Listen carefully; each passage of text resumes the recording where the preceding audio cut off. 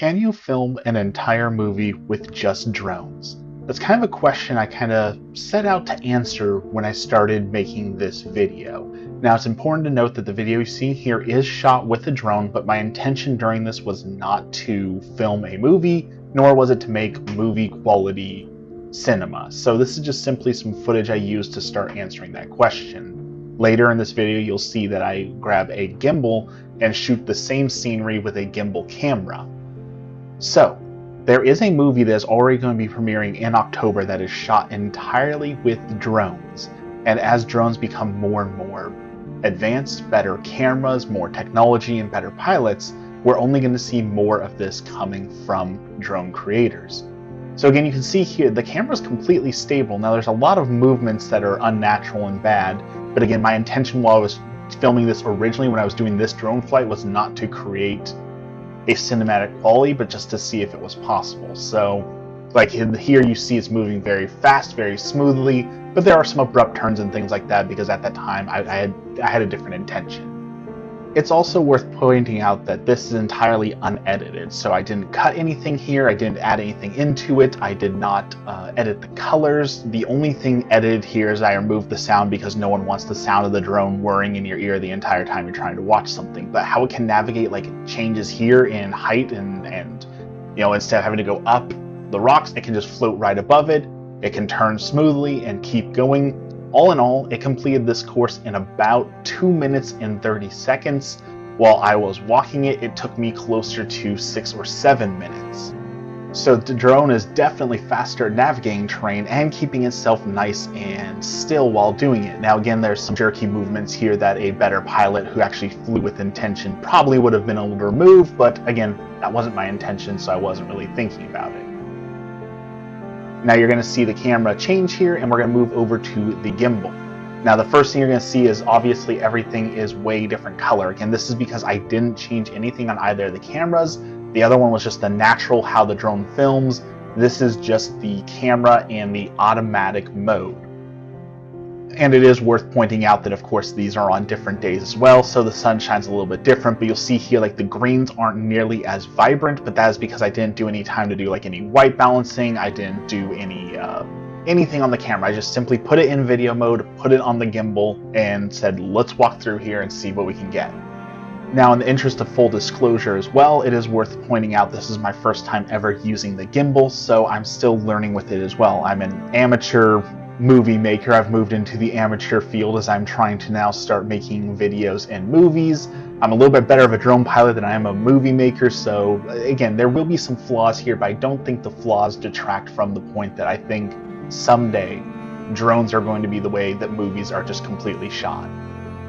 Because what we're looking at here is me moving through the same path, but you see I'm a lot more limited in what I can do. As a one-man crew with a camera, I can only take so many angles and so many shots, right? I could move a little bit closer to the foliage, or I could lift the camera up and down a little bit more. Like there are some things that I could control, but nothing compared to if I had the drone where I could get shots through tree leaves, from up above, different angles, down below. There's a lot more versatility you have with the drone. Now, if I was, a multimillionaire and had a whole production set, a movie company backing me up, could I get those shots without a drone? Probably. But chances are they would still end up using a drone for some of those shots because it's just undeniable the versatility you have with it, and the ability to get interesting shots is just so cool. There used to be this TV show back in the day, I believe it was called Survivor Man, where a man would basically go out into a harsh environment and try and survive for, I think it was like 30 days by himself.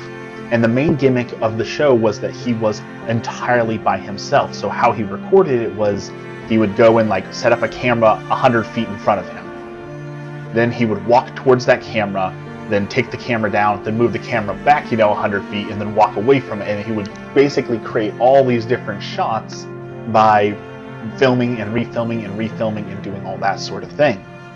And I definitely think that drones could be the answer to that, or give us the ability to create some really interesting media in that same genre. Because imagine how much time, effort was exuded in creating those shots, and then you're just editing them down, right? If you're walking for 200 feet towards the camera, you might not use all 200 feet. which means you have to then cut that out, or then set up another camera and get a different shot, or fill that time in that you've deleted with something else.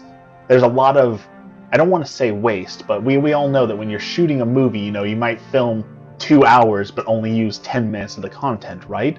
But having a drone that can just follow you, you set it at a certain distance and it just tracks you, eliminates all of that. Or even like the more modern drones you saw probably in one of my last videos, it can do it while you're in front of it or behind it. It can just auto track you, or it can even go to the side. He could throw up 3 drones and have them parallel track him from 2 different sides and then active track him from behind.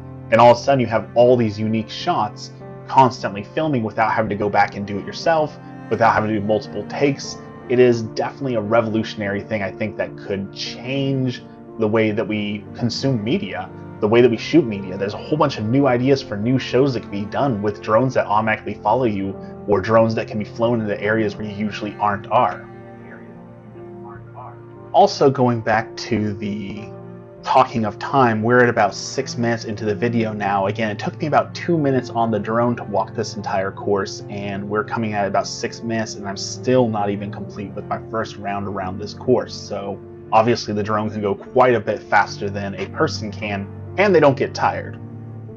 But there is something to be said about having manual control over your camera, right? I definitely don't want to take away from the brilliant cinematographers and filmmakers out there who have done very interesting angles or interesting shots with your camera. They say that, necessity is the mother of innovation, right? And when you're shooting a video with a low budget or a low camera, you don't have a lot of options, you come up with all these creative solutions.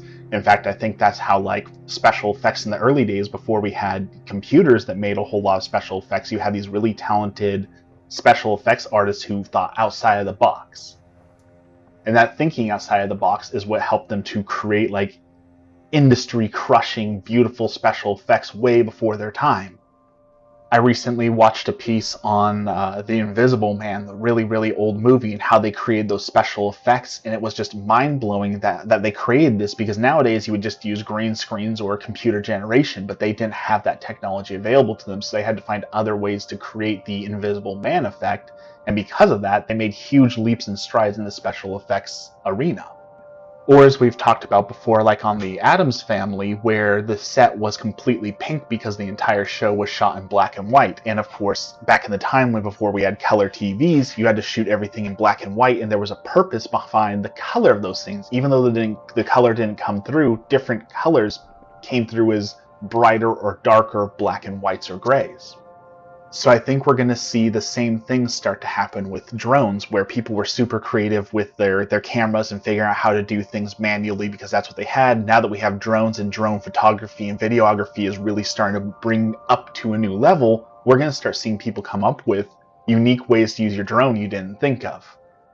And not to get too far off topic, but I think that that's in general going to be the future of drones too. Not just videography and photography and things like that, but imagine for a police force being able to fly a drone and get somewhere as the crow flies much faster, much more efficiently, be able to scope out a situation, or even if they had a microphone or even a FaceTime on it, be able to talk to people and see them before someone responding could actually drive and physically get over there. The advent of drones is going to be revolutionary for all industries, but I think photography and cinematography are going to see it the most.